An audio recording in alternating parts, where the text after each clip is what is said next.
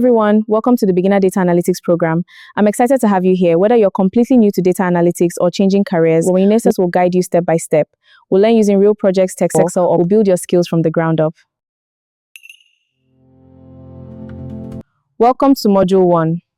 Before learning Excel or Power BI, let's understand what data analytics really is. Imagine you own a coffee shop and sales drop every Tuesday. Instead of guessing why, a data analyst uses data to find the real answer. You don't need to be a math expert. You simply need to ask the right questions and let the data tell the story. What is data analytics?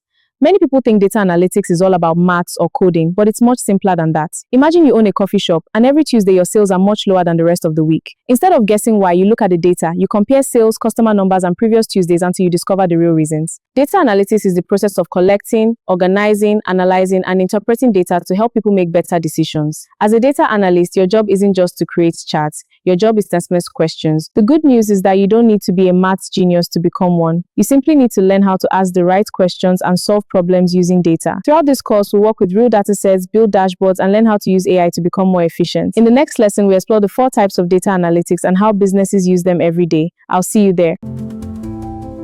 In our previous lesson, we learned what data analytics is and why businesses use it. Now let's look at the 4 types of data analytics. Think of them as 4 different questions every business wants answered. Descriptive analytics simply tells us what happened.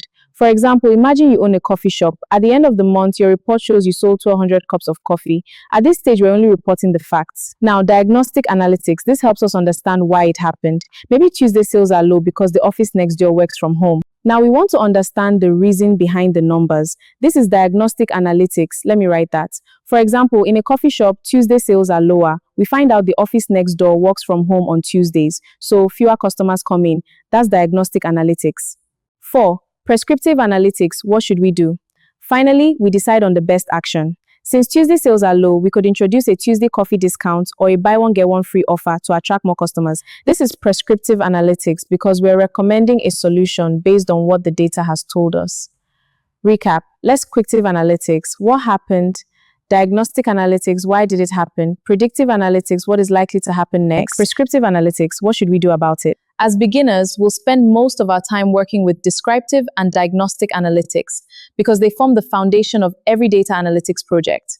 In the next lesson, we'll learn the 5-step analytics workflow that analysts follow on almost every project. See you in Lesson 3. Welcome back to Lesson 3. Now that you understand the 4 types of data analytics, let's look at the process every data analyst follows when working on a project. No matter the company or industry, most analytics projects follow the same 5 steps. Think of this as your roadmap from raw data to making a business decision. The first step is collecting the data. This data can come from many places, like databases or customer records. Next, we clean the data. Real-world data often has missing values or duplicates. Cleaning is crucial to fix issues like inconsistent names, for example, John Smith and Jay Smith.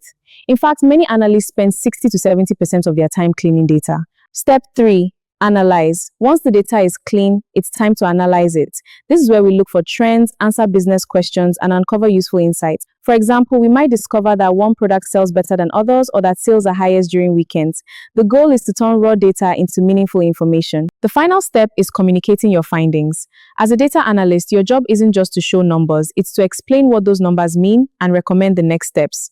For example, instead of just saying sales increased by 15%, you should explain why. Sales increased by 15% because weekend promotions attracted more customers. Let me show you the analytics workflow. First, collect and clean your data. Then, analyze it to find insights, visualize the results, and communicate your findings. That's the inside business's value. This is the complete analytics workflow.